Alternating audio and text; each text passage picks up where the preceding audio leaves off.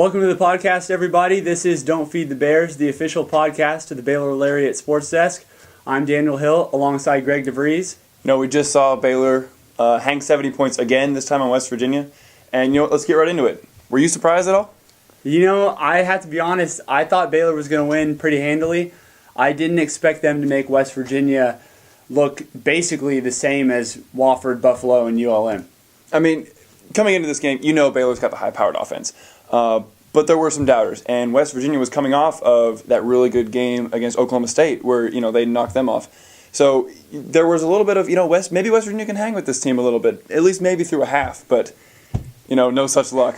They made West Virginia look like a junior varsity team, truly. I mean, with a 56-14 halftime score and 617 total yards in the first half, I think it's time to officially, I think you can wipe out that excuse of Baylor hasn't played anyone when you look at this offense and what they've done so far.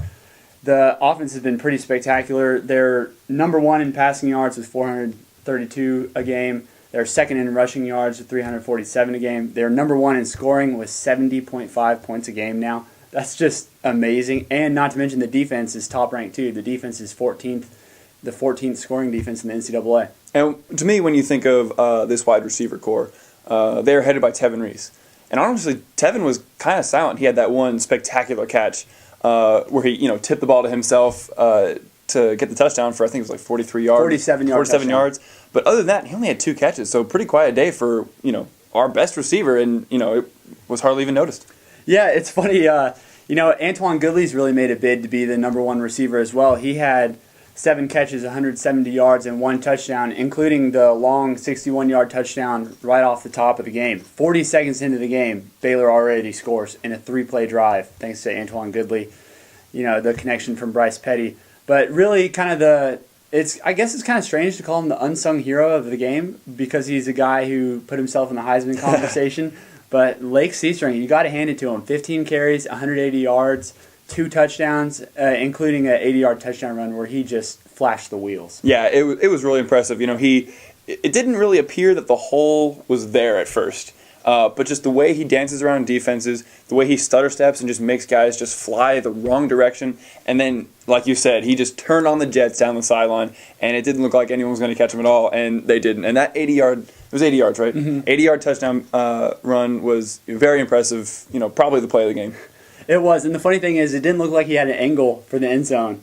And then next thing you know, he's just outrunning safeties and making everybody look slow out there. He has that special gear. But if you look at this team now, everybody's been saying, well, they haven't played anyone. And that's true, but the only other thing people can say is they haven't been on the road yet, but this week they're finally going on the road. And this is a Kansas State team that they remember what happened last year. They were number 1, came into Waco, and the Bears knocked them off. So they're going to remember that. But you know what? This team is struggling right now. They're 0-2 in conference play with losses to Texas, who's and Oklahoma State, who's pretty good. But is this a trap game going into Manhattan? I'm not sure you could say it's a trap game, but I do think it's a game that is a little bit concerning because this team hasn't been on the road. They've experienced literally no difficulty so far at this point in the season. So in Manhattan, that's typically regarded as a very tough place to play in the Big 12. It's 50,000 screaming fans, all wearing purple, and they're going to be behind their team. So if the offense can get out to a quick start, I would expect for it to be business as usual. But if there's some hiccups early, and we have to see what this team is going to do in a battle-tested situation on the road, that might lead me to be a little worried. Yeah, and I can kind of get on board with that. And like you said, it's just about getting out to a quick start because that's, a staple of this offense is the quick strike, put teams in a hole early, make them play from behind. And we saw that in the West Virginia game. They were behind, and they were forced to throw multiple Hail Marys over the middle. I think like 2 of them connected out of, a lot. They went 3 and out a lot of times because of that. But I don't think the scheme doctor, as they call him, Snyder, is going to get caught up in that. He's a smart coach for a reason. So he knows that they are a, running team, get the yards you need, line up and do it again. So maybe that'll play into it because, they're going to hold the ball for a long time. And Baylor's offense is going to be on the sideline for a while if K-State can rack up those first downs. So that'll definitely be something to watch for. Can Petty be, sitting on the sideline cold for a while and then come in and have that quick strike as if, he's been playing all along? Under almost any circumstance, I can't foresee a Baylor loss, but if they were to lose, I think this would be the formula.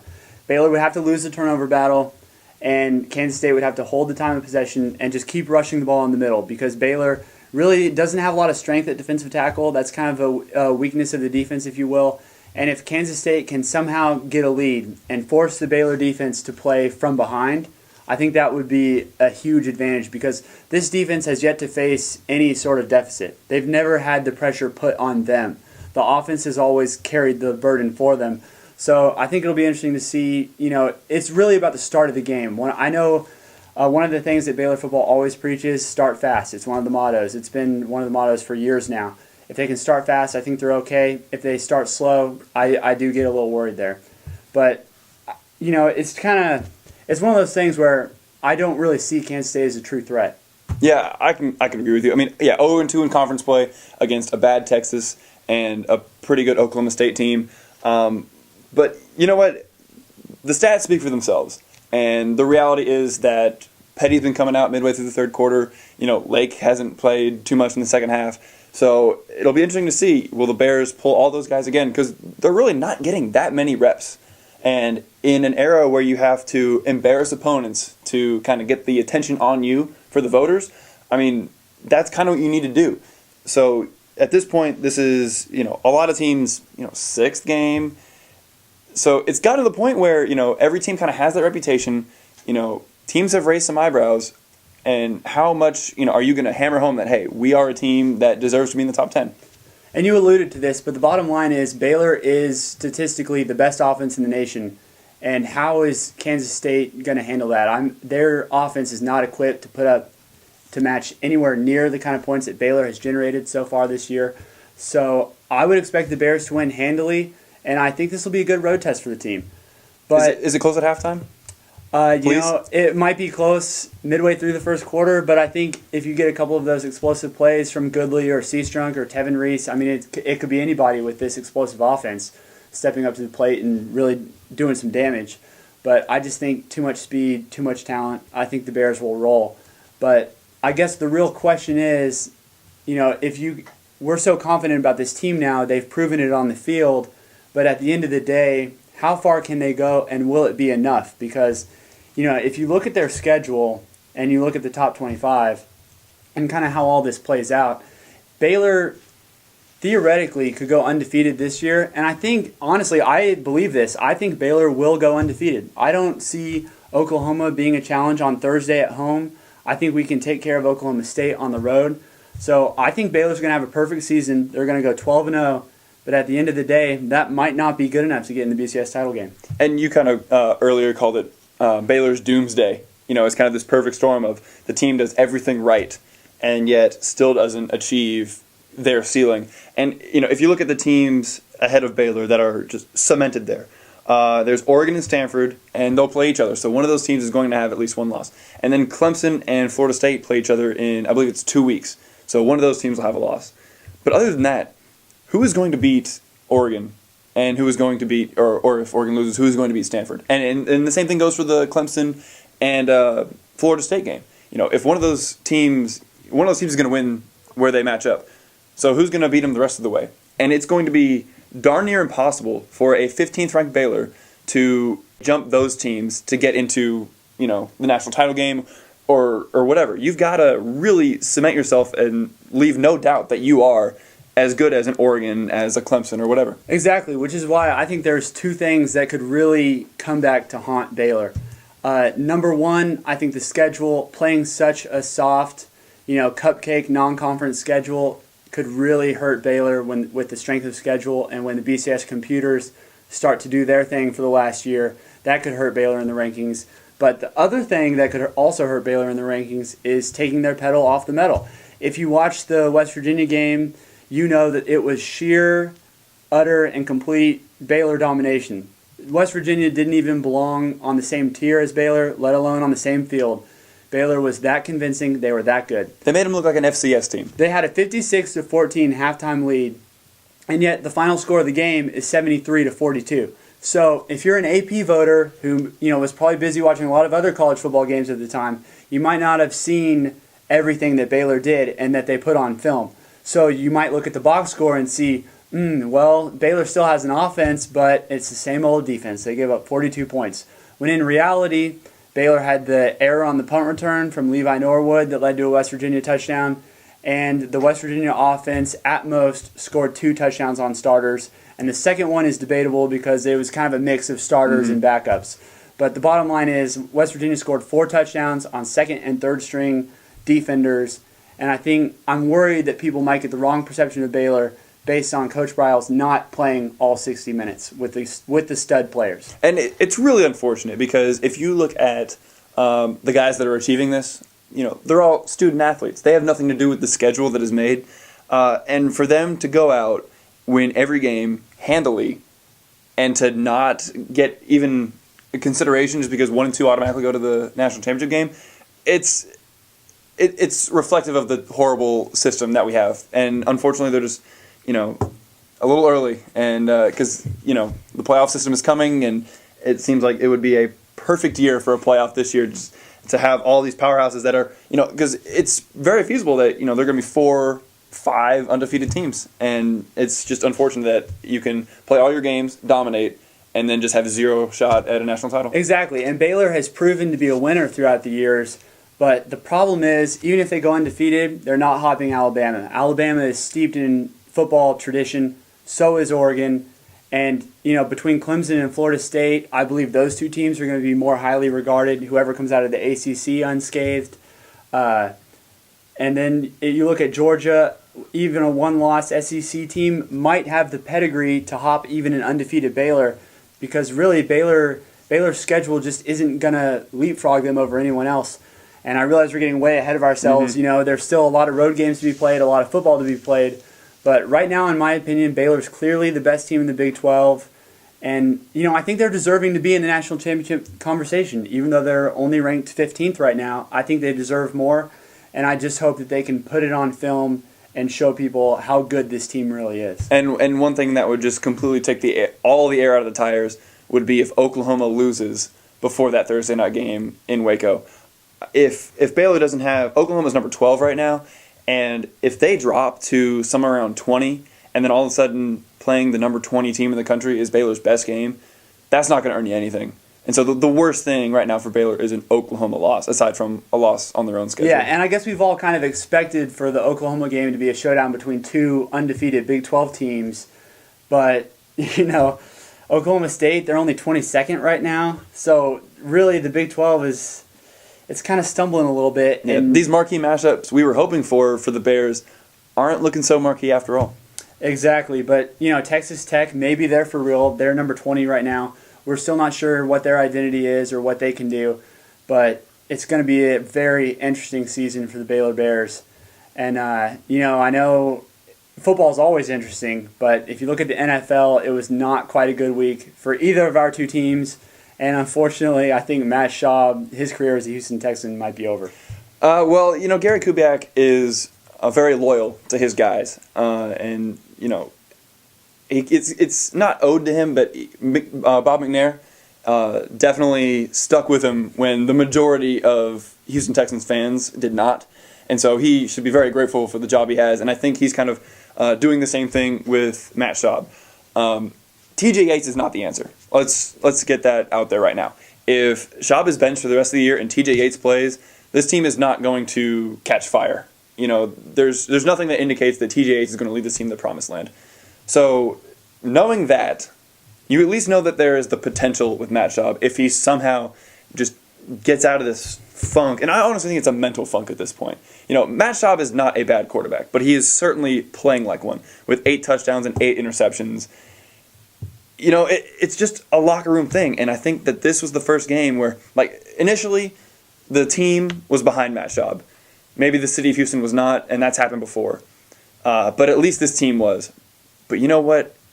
With the pick 6, curse looming, and for the first pass of his to go the other way for a touchdown, the body language of certain Houston Texans indicates to me that maybe they're not as behind Matt Schaub as they used to. Yeah, I completely agree with you. And I felt like, one of those Houston Texans who's always had Matt Schaub's back was his future Hall of Fame wide receiver, Andre Johnson. And for the first time all season, I thought Andre Johnson's body language and his eyes told the whole story on Sunday, as the Niners were just, the Niners weren't even playing that great. The Texans just handed them the game. But you could see Andre Johnson's eyes. He was just kind of thinking, man, you know what? This run might be over. Like, you could see it in his eyes. And I thought that was really telling. I just thought the whole body language of the team was off. I felt like J.J. Watt was about to, just explode in anger. I mean, you couldn't see the intensity in his face. But I really thought the Texans were going to go into the Bay Area and play the Niners tough. But that was the kind of loss that could just end the season. Yeah, if they can't pick it up immediately. Yeah, and with Andre Johnson, he has been a loyal Texan, a fan favorite, and a guy that doesn't complain and he's been through the thick and thin. Oh, for sure. He's been, through the David Carr days. If, as distant as they seem, he was there for that. So for a guy like that to be at the end of the bench without his helmet, just looking off in sheer disappointment. People were speculating on Twitter, is Andre Johnson hurt? Like, he's sitting there disappointed, with his hands down without his helmet. He might be hurt at this point. And then he picks up his helmet and goes out for the next drive. So that, to me, that's just very telling about, the state of this team. And, without a solid quarterback, and a quarterback that the team can rally behind, it seemed like at the beginning of the season it was Super Bowl or bust. It's looking like bust. Yeah, maybe those expectations were just a little bit too high. But, one team that does have that quarterback that I was just incredibly impressed with this weekend was Andrew Luck, because the Seahawks came out in this game. They had an early 12-0 lead. They were dominating. They set the tone offensively. Marshawn Lynch was doing his thing. He was running all over the place. The Seahawks defense was just swarming the Colts. But Andrew Luck proved why he was the number one pick. He made some Hall of Fame type throws to beat the Seahawks. He threw 2 touchdown passes to T.Y. Hilton that were just perfectly placed. He had the 73-yard touchdown. That was just an absolute bomb. It was really impressive to see Andrew Luck play such amazing football. And to be honest, I've kind of been a little bit of a doubter for Andrew Luck. Kind of wasn't sure if what we were seeing with him was smoke and mirrors. But to see him almost single-handedly beat the Seahawks. In the fourth quarter, the Colts scored 3 touchdowns. They really rallied to victory. And, I don't feel really that bad about the Seahawks at all in this loss. They just happened to run up against a quarterback who had an unbelievable day. Yeah, so it looks like Andrew Luck is pretty much destined for the Hall of Fame at this point. Exactly. He looked like a future Hall of Famer. The one throw that stood out to me, which was just so impressive, was the pressure was coming in on him, and he stepped up in the pocket and just delivered to T.Y. Hilton. And right as he let go of that football, he just gets clocked by multiple defenders. And to see him just stand in the pocket and just not care about the state of his body after that play and just deliver that pass was so impressive to me. And one thing that's really underrated about him, and maybe it's because traditionally we associate white quarterbacks with being tough, but that guy is so athletic. If you look at his combine numbers, he is fast, he is strong, he's intelligent, he can make every throw on the field. He is just destined for the Hall of Fame. He is the total package, and he beat the Seahawks on a day where Marshawn Lynch ran for over 100 yards. Russell Wilson ran for over 100 yards. I mean, it's really kind of an astounding game, but I give all credit to Andrew Luck for beating my beloved Seahawks. I mean, it was incredible to see. And another quarterback who, he's not just going in the Hall of Fame, he's practically already there, is Peyton Manning. And definitely the game of the weekend in the NFL. And the unbelievable shootout up at Cowboys Stadium when the Broncos won 51-48. Unbelievable game. Yeah, and for those of you who are regulars to the podcast, the Broncos were my Super Bowl pick. And one of the concerns that we had coming into this game were that the Broncos were blowing everybody out. So you kind of need to have that game there to remind you, like, hey, we're playing against professional athletes every week. If they get complacent, there's going to be a team to either come into Denver or host the Broncos that's going to hit them in the mouth, and they're just not going to be able to rally, and then they're going to drop a game, and then, the doubt starts to seep in. But one guy I think that is just completely guarded from that sort of mentality is Peyton Manning. You talk about a guy that just puts in the work.